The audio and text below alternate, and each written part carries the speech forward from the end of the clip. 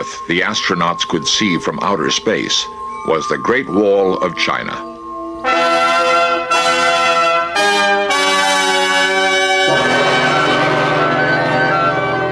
Although it is one of the most astounding accomplishments of man, it failed to keep out wave after wave of barbarian invaders. Startling new archaeological discoveries in China may shed light on why it was built and on the character of the emperor who completed it.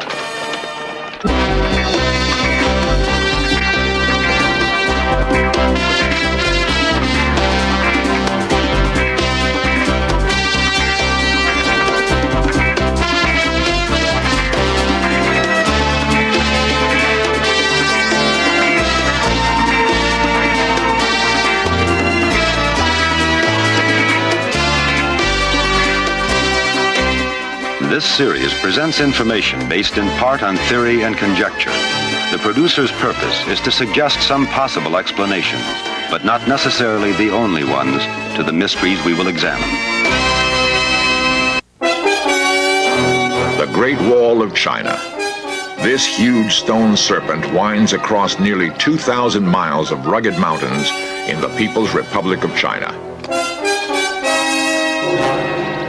It is the longest structure in the world. The vast land of China has always held mystery for us. Her customs, her language, and her way of life have differed vastly from the rest of the world. Her very remoteness has lent an air of mystery.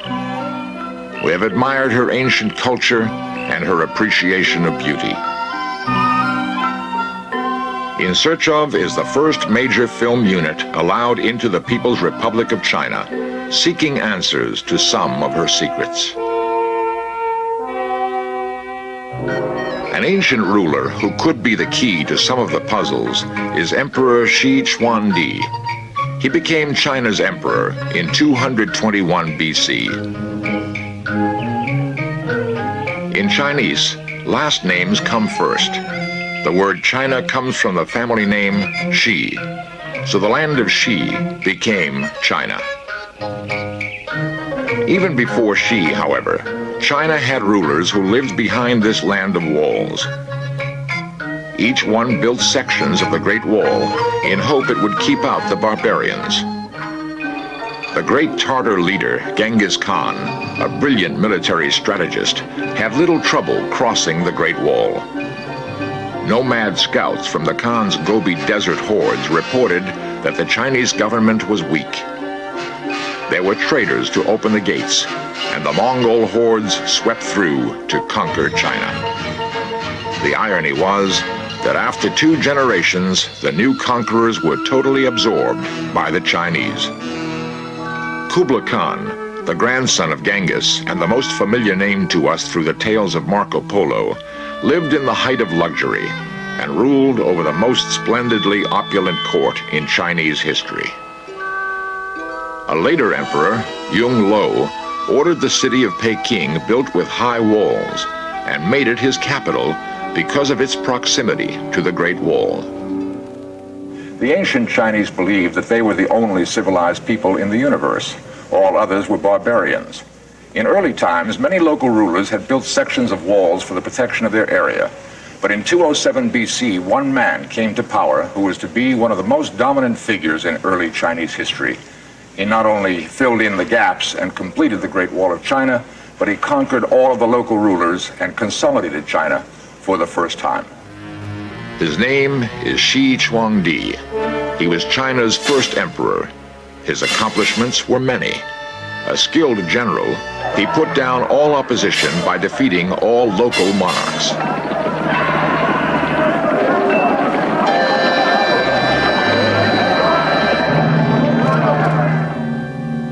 He built roads connecting his capital with the far corners of his empire. He standardized writing, coinage, weights and measures throughout the land. At the University of California at San Diego, we spoke with Professor of History, Dr. Pikowitz. Virtually everything that he did tended to bring China closer together as one unit. It put an end to feudalism. And that's the reason why China today, although it's the size of Europe, is one country. We sometimes don't think why Europe, for example, is so many different countries and China is only one country. It's because of what this man did in 221 BC that China is one nation. To call him a Chinese Caesar, perhaps, is underestimating it. The Great Wall of China defined the emperor's territorial limits.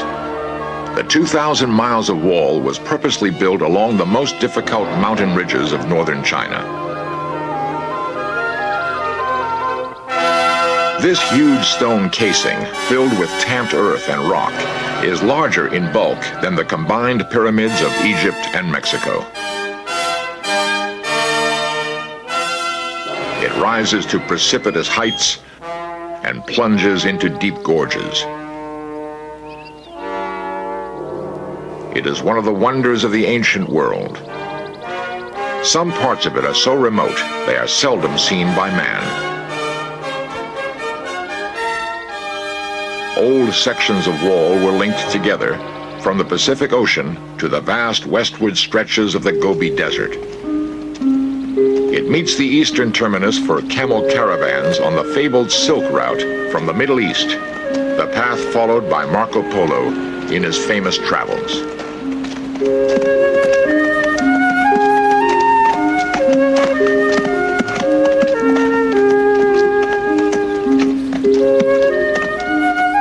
Chinese travelers of the period were terrified that they would die beyond the Great Wall. They were afraid their spirits would be unable to pass through the wall to find rest in their homeland.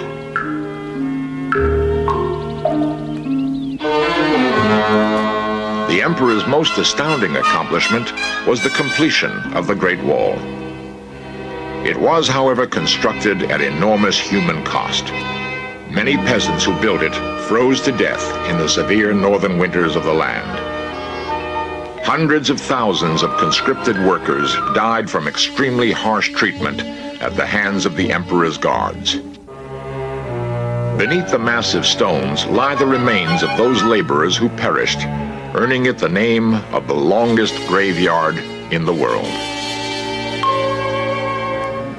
The emperor's harsh measures were not only felt by the laborers, but also by scholars and intellectuals. Their thinking had been formed by the great teacher Confucius. They were pledged to respect tradition. Shi Chuangdi wanted just the opposite. He was determined to break with the past completely. He was known to have carried out a cultural revolution. Although it wasn't called a cultural revolution at the time, it was in fact a movement to erase the history of China in the period preceding his rise to power. He burned books. He buried scholars alive, quite literally. One of the methods used to kill scholars, and I think there were some 460 scholars killed in a 4 or 5 year period. One of the methods of killing scholars was to bury them up to their neck and then to take an axe and lop their heads off. One of his concerns is that he still had rivals in these former kingdoms, these feudal kingdoms, who could threaten his rule.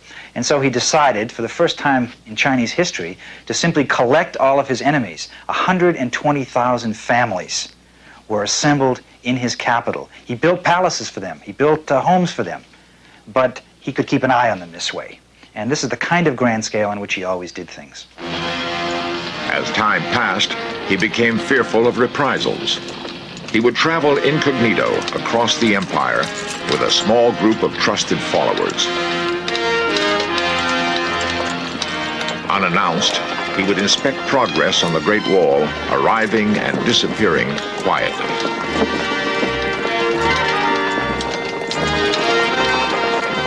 The Great Wall became an obsession. It was more to him than a structure of defense. It was a statement that defined the line between his China and the outside world. Standing on these ancient stones, hearing the eerie sound of the winds blowing along the wall, it is easy to imagine the scene of 2,000 years ago.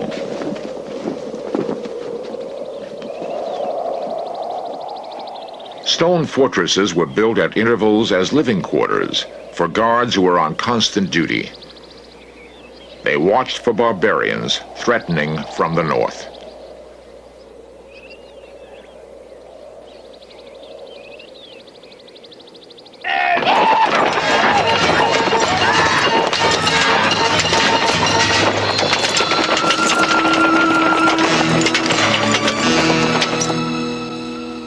fear of death haunted the emperor's dreams. He built many palaces for himself across his empire. At his treasured hot springs, the long, cool vistas of crepe myrtle and willow, designed to soothe and calm the mind, brought little solace now. He scurried from palace to palace, sleeping under a different roof nightly. Drawn sword by his side, he was haunted by his enemies, living and dead. Even the roof demons confirmed the fear in his heart that assassins were everywhere. There were many attempts made on his life, as reenacted in the Summer Palace by members of the Peking Theater.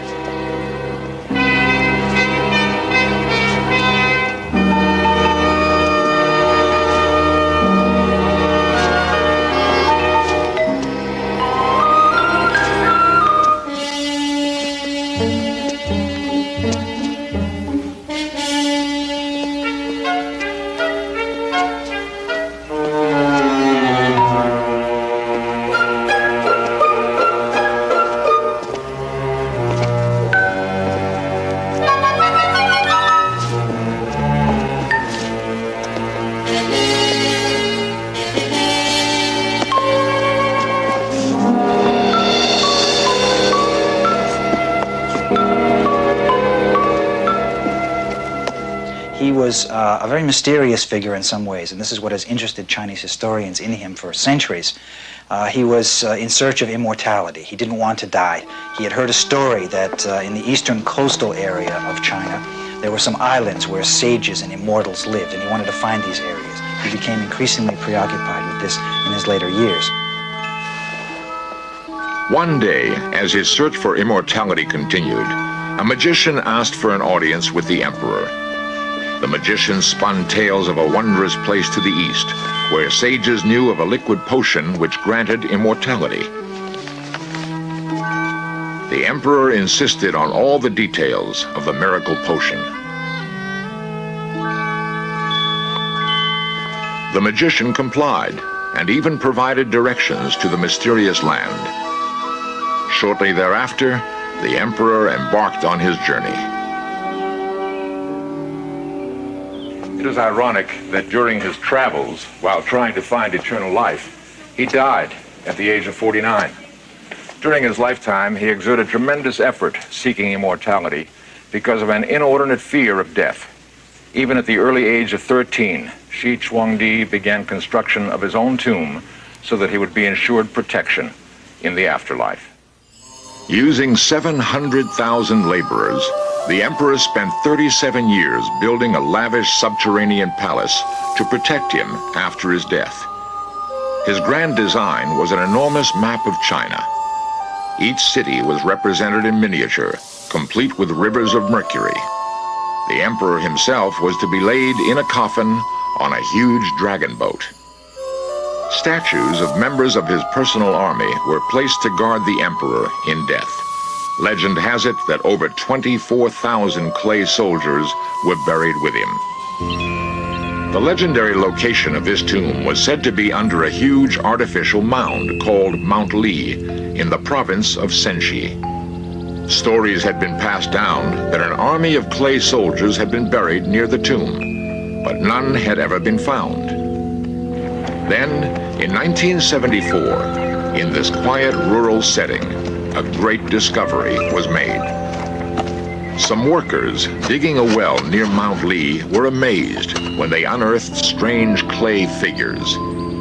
Could these be part of the fabled buried army of the Emperor Shi Chuangdi? In a peaceful rural area of Shenxi province, 500 miles west of Peking, these farmers planted and harvested grain. When the clay soldiers and horses were discovered in 1974, scientists realized this might be part of the legendary buried army of the Emperor Shi Chuangdi. If so, it would be one of the greatest archaeological finds of all time. Some clay miniatures had been found in royal tombs before,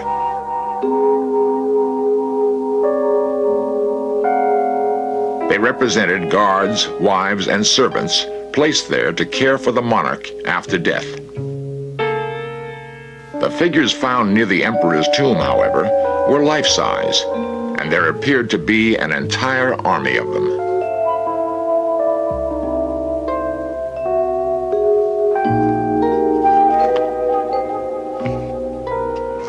When the enormity of this discovery was realized, a huge structure was built over the site of the buried clay army.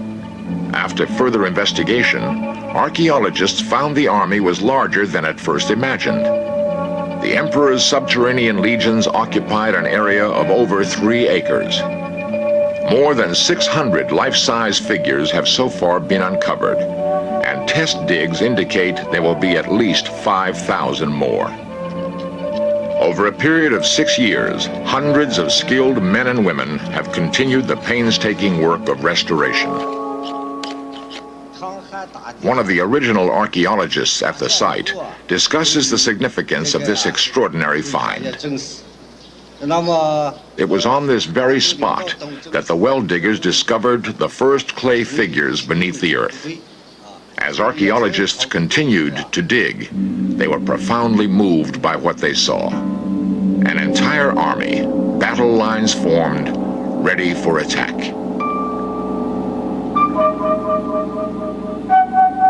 Rank upon rank they stood, silently waiting. They had stared into the darkened silence as 22 centuries slowly ticked away. The only sound, the snap and sag of a pottery neck as it slumped against the ground in some earth tremor.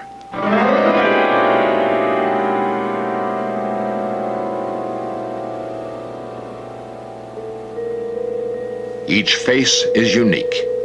Perhaps each one is the portrait of a long-forgotten warrior.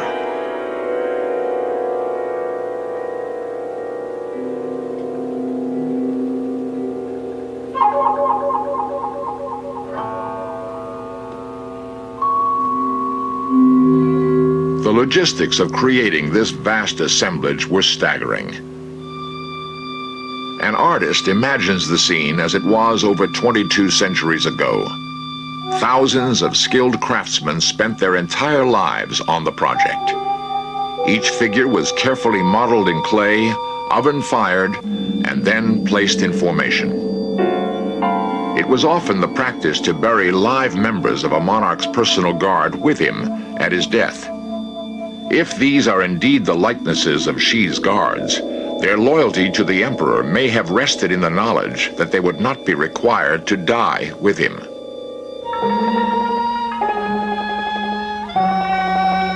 A museum has been built adjacent to the site where these remarkable examples of ancient Chinese art can be seen and admired.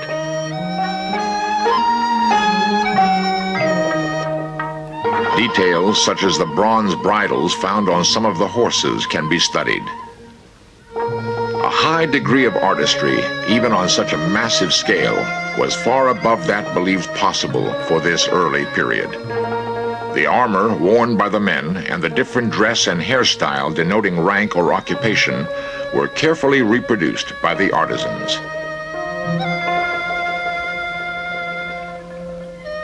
Much can be learned here of the Xi dynasty and of its emperor who built the wall. Perhaps his vast clay army was yet another kind of wall. The controversy over the Emperor Xi Huangdi continued for centuries. The positive view stresses his unification of China. The negative view of the emperor points out the tremendous cost in human lives of his vast projects and his repression of scholastic learning. There can be no doubt, however, that shortly after his death, China was in turmoil. A commoner named Shen stepped from the ranks of the soldiers and inspired a revolt against the weak son of late Emperor Xi Huangdi. This soldier became the first emperor of the Han Dynasty.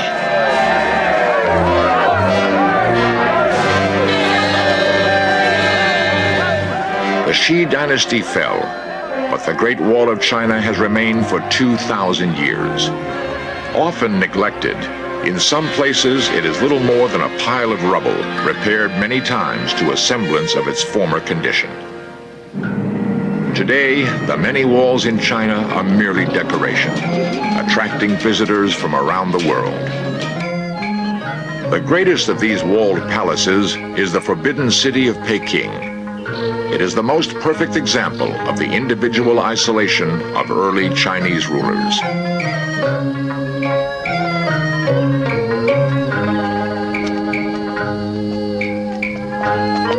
Only the emperor or empress, their close relatives, servants, and high officials were ever allowed through these gates. The Great Wall today represents a eulogy to Emperor Xi for the many positive accomplishments of his rule. It is also a huge stone epitaph upon which is written the horrors that he perpetrated. Perhaps it is a timeless comment on the futility of isolation. Late in the evening, when the last visitor is gone and the wind blows again from the north, the sounds of the dead seem to cry out to us in the whining and sighing of the winds along the parapets.